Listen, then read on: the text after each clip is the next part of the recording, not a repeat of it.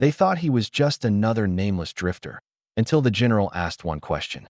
Son, what was your call sign? And when the man lifted his tired eyes and whispered, Titan 2, the street went silent. Before I tell you what happened next, tell me in the comments where you're watching from. I love knowing who's listening. It started on a bitter November morning outside a worn-down coffee shop in Arlington, Virginia. The kind of morning where breath turns to frost and memories feel heavier than backpacks. A few regulars passed by the man sitting near the entrance, scruffy beard, faded army jacket, a paper cup resting between his boots. Most didn't look twice. Some tossed a few coins. Others avoided his eyes altogether. His name was Jack Turner, though no one had called him that in years. To them, he was just that vet. He sat quietly, sipping from a lukewarm cup of coffee the owner sometimes left for him. Every day looked the same, except this one. Because today, a convoy of black SUVs stopped at the light across the street. From the first vehicle stepped out General Robert Hayes, a man whose uniform still commanded attention even off base. He'd spent decades leading men into places that never made the evening news. But on this morning, he was on his way to a meeting at the Pentagon, until something, or someone, caught his eye. He noticed the jacket first, the faded insignia on the sleeve, the unit patch that shouldn't have existed anymore. Hayes frowned. It was the 173rd Recon Squadron, disbanded after a classified mission years ago, one he remembered all too well. He walked across the street. His security detail hesitated but followed his lead. As the general approached, Jack looked up, eyes squinting against the pale light. Morning, sir, Jack said quietly. His voice cracked from disuse, but his posture, straight back, chin up, was unmistakable. The general studied him for a long moment. That patch, Hayes said, pointing at Jack's sleeve. Where'd you get it? Jack hesitated, then answered simply, served with it. Under whose command? Jack's gaze dropped to the pavement. Captain Roland. Operation Black Ridge. Hayes froze. Nobody was supposed to know that name. The guards glanced at each other, unsure what to do. The general stepped closer, his voice softer now. What was your call sign, son? Jack's lips trembled. Titan 2. And in that instant, the general's hand went slack, his breath caught. Because Titan 2 was presumed dead, a ghost buried under layers of classified reports and silence, people on the sidewalk began to whisper. A busker stopped playing his guitar. The coffee shop owner peeked through the window, her hand hovering near her chest. Even the traffic noise seemed to dull. Hayes crouched slightly, lowering himself to Jack's level. You're telling me you're Titan 2? Jack nodded slowly. Last I checked, sir. Though the world seems to have moved on without me. The general took off his cap, eyes glistening. We thought you were gone. Your whole squad. You disappeared after the evac. Jack gave a faint smile.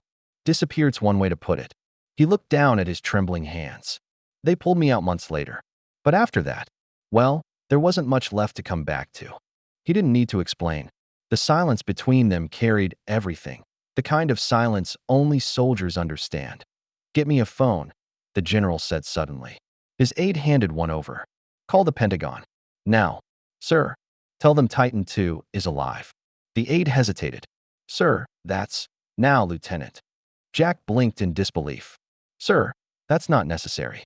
Oh, it's damn necessary, Hayes said, voice firm again. You saved 12 men in Black Ridge. Half of them wouldn't have made it without you. The Pentagon buried your name under classified ink, but I didn't forget. Crowds began gathering now, locals, reporters nearby, and a few veterans who recognized the tone of command. A woman whispered, Is that the general? Another murmured, Titan 2. Wasn't that a code name from the war? Minutes later, the call connected. The general's aide spoke quietly, glancing back and forth between Jack and his superior. Then he handed the phone to Hayes. This is General Hayes. Patch me through to Command Operations. Code Echo Bravo 9. Jack stared at the sidewalk, his chest tight. He hadn't heard those codes in years. He'd buried them along with the part of himself that once believed in second chances. Then Hayes handed him the phone. They want to hear your voice. Jack shook his head. Sir, I can't. You can. His fingers shook as he took the phone. This is... He swallowed hard. This is Titan 2, reporting. Alive. For a long, heavy moment, there was nothing but static. Then a voice, trembling, disbelieving, came through the line. God. Welcome home, Titan 2. The crowd gasped as the general placed a hand on Jack's shoulder. You've got a lot of people who still remember you, son. They brought him inside the cafe as the Pentagon confirmed his identity. Within hours, news cameras began circling the block. But Jack didn't care about that. He just sat there, looking at his reflection in the window, wondering how many years he'd lost to silence. Why didn't you come back? The general asked quietly. Jack exhaled, a broken laugh escaping him. Came back to what, sir? My unit was gone. My home didn't feel like home anymore. You know how it is. Some wars don't end when you step off the plane. Hayes nodded slowly. That's why you're coming with me. You've done your time on the street. Jack smiled weakly. With respect, sir, I'm not sure where I fit in anymore. The general leaned forward. You fit where you always did, standing for something bigger than yourself. By sunset, 2 military sedans arrived. An officer stepped out, saluted Jack, and handed him a sealed envelope. Inside was a formal letter bearing the Pentagon insignia. It read, To Sergeant Jack Turner, call sign Titan II. In recognition of your extraordinary valor and continued service, you are hereby reinstated with full honors. Jack's eyes blurred as he read the words. The general stood beside him, arms folded proudly. You didn't just survive, son, Hayes said quietly. You endured. That's what heroes do. Around them, pedestrians stopped to watch. One man started clapping, then another. Soon, the entire street erupted in applause. Jack blinked, overwhelmed. The noise felt distant, like waves crashing somewhere far away. For years, he'd been invisible. Now, strangers were calling his name. Later that night, under a soft orange streetlight, the general walked him to a black car waiting at the curb. Where are we going? Jack asked. Home, Hayes said simply. And tomorrow, we'll talk about what comes next. The Pentagon's waiting. Jack stared out at the horizon, the lights, the noise, the city he'd once left behind.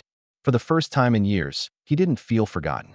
He felt seen. As the car pulled away, the coffee shop owner watched from the door, tears glistening. She'd served him coffee for months, never knowing the man outside was a legend. The next morning, newspapers ran the headline, Titan II found alive, the forgotten hero returns. Jack stood in front of a mirror in clean clothes, his reflection sharp and unfamiliar. He touched the medal the general had pinned on him, not for glory, but for remembrance. That he whispered to himself. Guess the world still remembers Titan II after all. And somewhere deep inside, the part of him that had been silent for years finally exhaled, because courage doesn't fade. It just waits for the right moment to be seen again. And sometimes, all it takes is one question to remind the world who you really are. If this story moved you, hit subscribe and share it with someone who believes in second chances.